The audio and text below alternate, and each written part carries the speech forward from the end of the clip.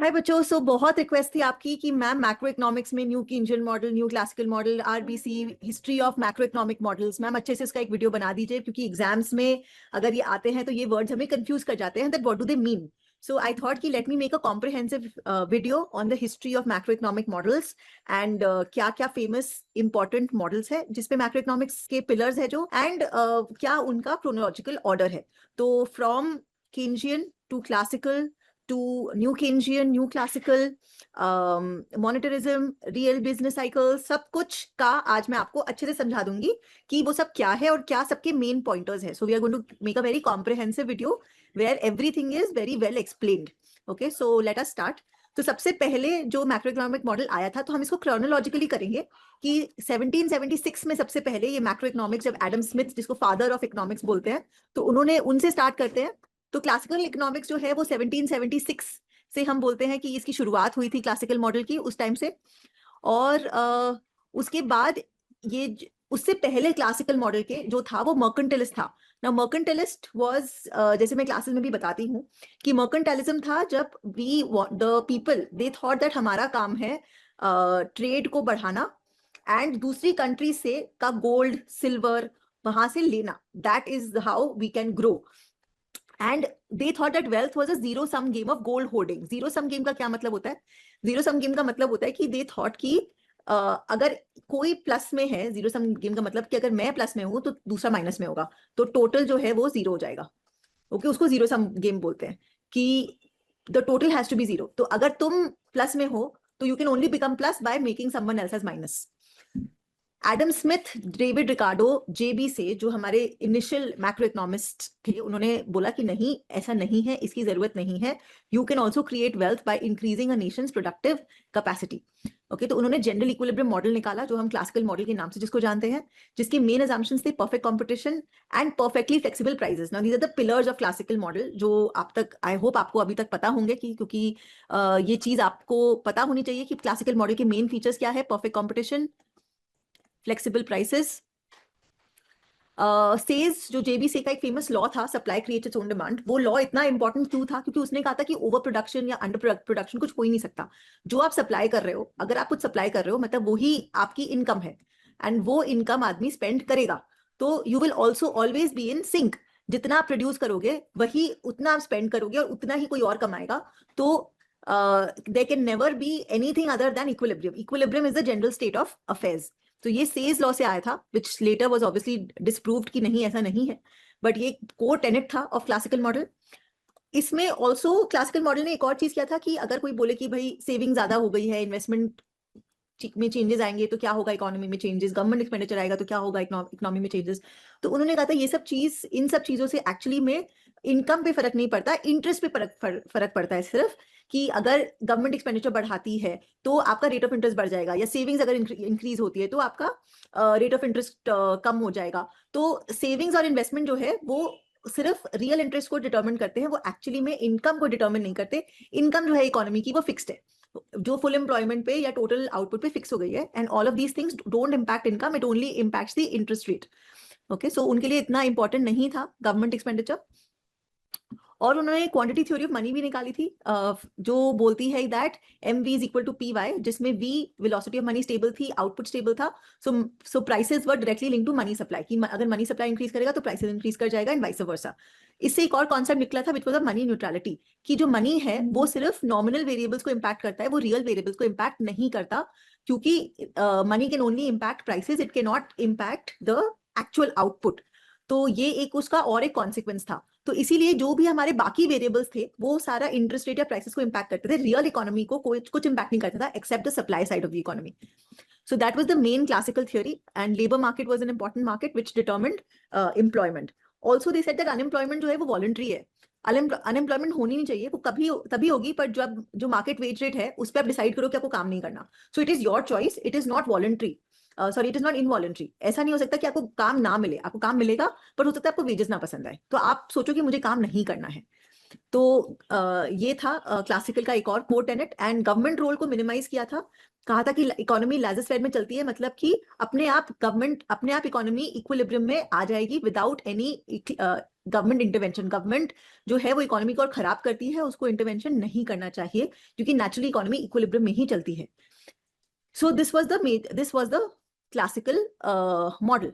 Classical model के बाद उसमें थोड़ा और रेवोल्यूशन आया जिसको हम नियो क्लासिकल इकोनॉमिक्स कहते हैं, जो पीरियड 1870s टू 1930s का होता है, जिसको हम मार्जिनल रेवोल्यूशन भी बोलते हैं, क्योंकि यहाँ पर जो प्रिंसिपल्स ऑफ इकोनॉमिक्स है जो हम पढ़ते हैं अपने इकोनॉमिक्स माइक्रो इकोनॉमिक्स में, उस पे बहुत काम हुआ एंड उस पे बहुत पैराडॉक्सेस एक्सप्लेन किए गए. जैसे कि सबसे पहले था the concept of marginal utility. हमने total utility and marginal utility पढ़ा है, राइट? तो कॉन्सेप्ट ऑफ मार्जिनल यूटिलिटी जो है जो इस टाइम डिस्कवर हुआ था कि जो सेटिस्फैक्शन होती है दैट जिसको हम वैल्यू करते हैं that is from the last unit consumed. So marginal concept की हर यूनिट का अपना एक अलग सेटिस्फैक्शन यूटिलिटी हो सकता है एंड उसको मेजर कैसे करते हैं, वो सब इस पीरियड में आया था. कंज्यूमर बिहेवियर के बारे में इस पीरियड में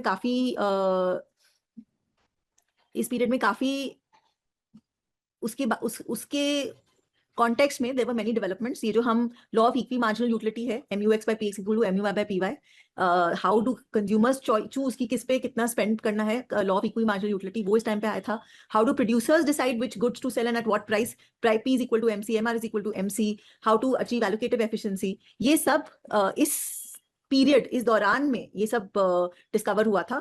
तो इसलिए इसको या तो मार्जिनल रेवोल्यूशन कहा जाता है या इसको नियो क्लासिकल इकोनॉमिक्स भी कहा जाता है, जहाँ पे micro foundations of macro economics उस टाइम पे डेवलप हो रही थी. उसके बाद जो हमारा मेन, जिसको बर्थ ऑफ मैक्रो इकोनॉमिक कहा जाता है, वो है कीन्स. एंड ये 1930s में, ये आप सब जानते होंगे कि ग्रेट डिप्रेशन के टाइम पे क्लासिकल इकोनॉमिक्स का जो फंडा था कि economy is always at full employment, नहीं तो prices and wages are flexible and it will get the economy back to full employment, वो नहीं हो रहा था. For a prolonged period of time prices and wages were not being able to bring the economy into full employment. There was up to 25% unemployment in the economy which was not going away. So फिर Keynes ने argue किया कि जो classicals बोल रहे हैं कि economy self correcting है, वो एक्चुअली में नहीं है. इकोनॉमी में बहुत सारे ऐसे बॉटलनेक्स है which stops it from self correcting. तो कीन्स ने अपनी थ्योरीज दी. सबसे पहले उसने बोला कि जो वेजेस और प्राइसेस है वो परफेक्टली फ्लेक्सिबल नहीं है. Wages and prices are rigid in the short run, ये कीन्स ने बोला. तो उस पर हम इसको देखते हैं जो कीन्स ने मेन चीजें बोली थी. तो फर्स्ट था स्टिकी वेजेस एंड प्राइसेस, कि स्टिकी वेजेस एंड प्राइसेस होंगे और अनएम्प्लॉयमेंट भी होगा, क्योंकि इन टाइम्स ऑफ रिसेशंस वेजेस उतने भी फॉल नहीं करेंगे कि फुल एम्प्लॉयमेंट आ जाए. Wages are sticky, prices are sticky. Producers के पास अनसोल्ड गुड्स है, पर उसका ये मतलब नहीं है कि वो किसी भी प्राइस पे उसको सेल कर देंगे. दे विल कीप स्टॉक, ताकि जब प्राइसेस बढ़े हम तब सेल करें, कभी भी सेल ना कर दें. फिर उसने मल्टीप्लायर इफेक्ट की बात की कि मल्टीप्लायर इफेक्ट अपना कैसे, अगर गवर्नमेंट एक्सपेंडिचर को आप 1 रुपी से बढ़ाओगे तो आउटपुट मोर देन 1 रुपी बढ़ सकता है. So you can actually increase your income by simply increasing government expenditure. तो मल्टीप्लायर इफेक्ट पे उन पे फोकस था. This was the Keynesian consumption function, where it was a very simple, जिसको हम एब्सोल्यूट इनकम हाइपोथेसिस भी बोलते हैं, कि जो C है that is just simply equal to C bar plus small c y minus t. तो उन्होंने कंजम्पशन फंक्शन डिफाइन किया, मल्टीप्लायर इफेक्ट बताया. उन्होंने बोला कि वेजेस एंड प्राइसेस स्टिकी होते हैं, इतने जल्दी क्लियर नहीं होते. उन्होंने लिक्विडिटी ट्रैप की बात की कि मॉनेटरी पॉलिसी भी इनइफेक्टिव हो सकती है, because if the economy is stuck in liquidity trap, बहुत लो लेवल ऑफ इंटरेस्ट है, तो आप कितना भी मनी सप्लाई बढ़ा लो और इंटरेस्ट उससे फॉल नहीं करेगा. ISLM मॉडल उसके बेसिस पे हिक्स हैंसन ने बनाया था ISLM model. So this was the Keynesian macroeconomics. तो उनका सोल्यूशन था कि अगर आपको ग्रेट डिप्रेशन से बाहर आना है, you can not wait for wages and prices to self adjust, वो नहीं होंगे. You should increase government expenditure and you should shift the aggregate demand curve out to bring the economy back to equilibrium. So ये उनकी policy थी और ये Keynesian macroeconomics था. Now of course Keynesian macroeconomics changed the way the world view macroeconomics, and Keynesian policies से world ने बहुत एक जंप देखा. इनका कभी भी रिसेशन आता था, एक पॉलिसी प्रिस्क्रिप्शन मिल गया था कि जैसे ही एक लंप आएगा इकोनॉमी में, गवर्नमेंट एक्सपेंडिचर बढ़ा के इकोनॉमी को उस लंप से बाहर ले आएंगे.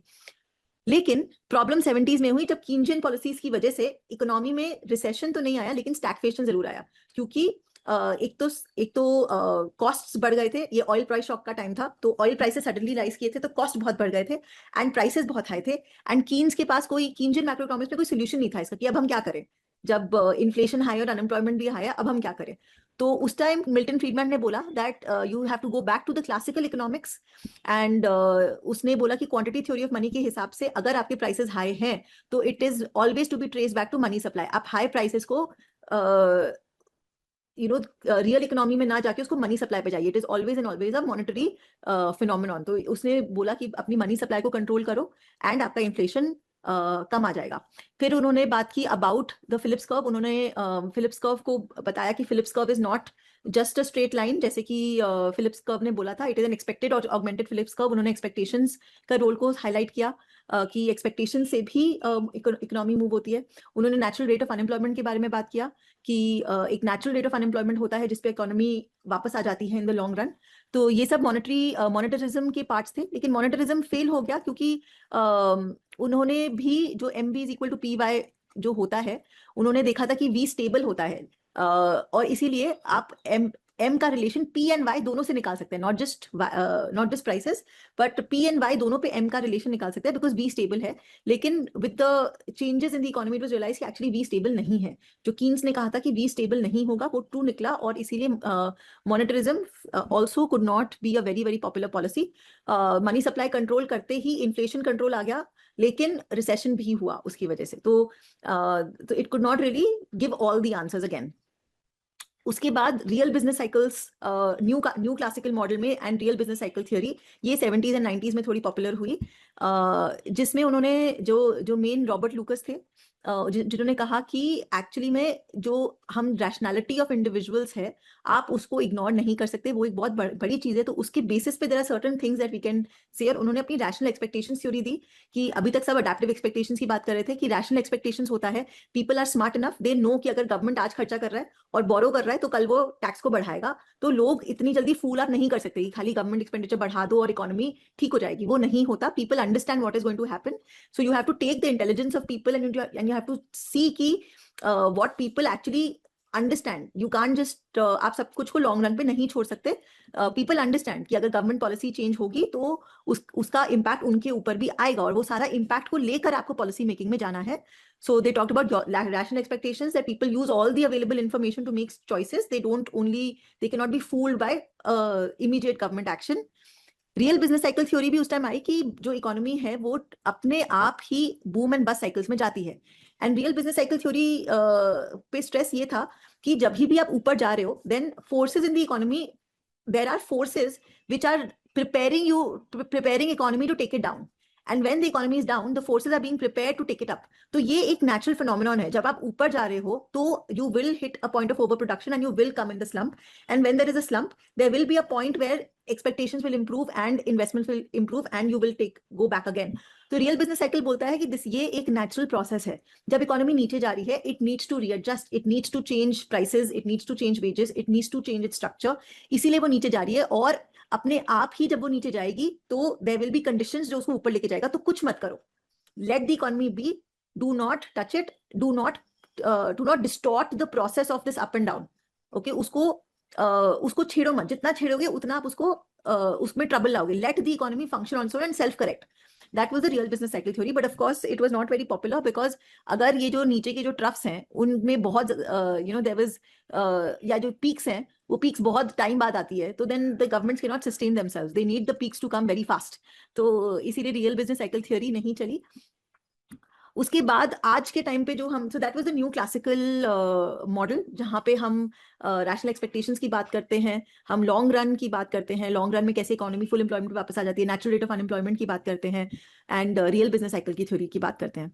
अब जो है जो न्यू केंजियन इकोनॉमिक्स थी, न्यू केंजियन इकोनॉमिक्स में they try to provide the micro foundations to the Keynesian macroeconomics, and they also incorporated the role of rational expectations into Keynesian macroeconomics to make it why it is called new Keynesian economics. तो उसमें जो उन्होंने wages and prices flexible कहा था, उसका reason दिया कि क्यों wages and prices inflexible है, वो क्यों है। एक उन्होंने मेन्यू कॉस्ट दिया कि अगर कॉस्ट रोज चेंज होती है लेकिन मेन्यू के प्राइसेस आप रोज चेंज नहीं कर सकते क्योंकि प्रिंटिंग कॉस्ट होता है, सॉफ्टवेयर अपडेट्स होते हैं, लॉस ऑफ कस्टमर ट्रस्ट होता है, तो इसलिए प्राइसेस फिक्स्ड होते हैं। स्टैगर्ड प्राइस सेटिंग के बारे में कहा कि अगर आपको प्राइसेस चेंज भी करने हैं लेकिन हर कंपनी सेम टाइम पे प्राइसेस चेंज नहीं करती, it is staggered over a period of time, इसीलिए प्राइसेस स्लोली एडजस्ट होते हैं। दैट इज व्हाई कीन्स ने कहा था कि prices are sticky, they don't adjust quickly, they adjust slowly. Efficiency wages की बात की कि वेजेस भी परफेक्टली फ्लेक्सिबल नहीं हो सकते, बिकॉज अगर रिसेशन है then governments would rather lay off the low performing workers rather than bring the wages down of everyone to maintain full employment. वो full employment maintain नहीं करेंगे, they will prefer to let go of the low performing workers and prefer to keep the high performing workers. So at a good wages, because they don't want to lose the good high performing workers. So they always pay high performing workers more than the market rate, and they want to pay the low performing workers less than the market rate. So that is how it works. So they gave some micro foundations to the Keynesian model, and they incorporated expectations, which is the new Keynesian macroeconomics. So new Keynesian macroeconomics is based on the dynamic stochastic general equilibrium model, जिसके तीन main उसमें equations है. एक तो new IS curve, which is not only based on current output but also future expected output and real interest rate. The Phillips curve, which we already know, which is how inflation is based on the output gap, but also on inflationary expectations and on supply shocks, and on the monetary policy rule, which is the Taylor rule, of how your interest rate is a function of your expected inflation, real interest rate, inflationary gap, and output gap. So it tells how central bank should set interest rates also. So abhi, as of now, the most comprehensive model is the new Keynesian model, but the economy that today is, the challenges that we are facing, we are back to the classical challenges. There are high costs. There is a lot of inflation that is happening. There is high debt. And again, it's not something that Keynesian macroeconomics can really answer very well. So that is what we have, and there will be, I think, more elements, जैसे कि expectations का elements lately add हुआ है in macroeconomics. More elements will be added to kind of make these models more comprehensive. So this is the history, this is the timeline of macroeconomic models. And I hope now all these models are absolutely clear to you. And for more such, I'll keep on making more such videos. Please tell us और किसकी video मैं आपको बनाऊं, कौन सा topic आपको tricky लगता है. I would love to explain that in the most simplest of terms. And आपके सारे dots उसमें हम clear कर देंगे. All right, this is Mahima Bantia from EduSure. Thank you for watching, and I'll see you again.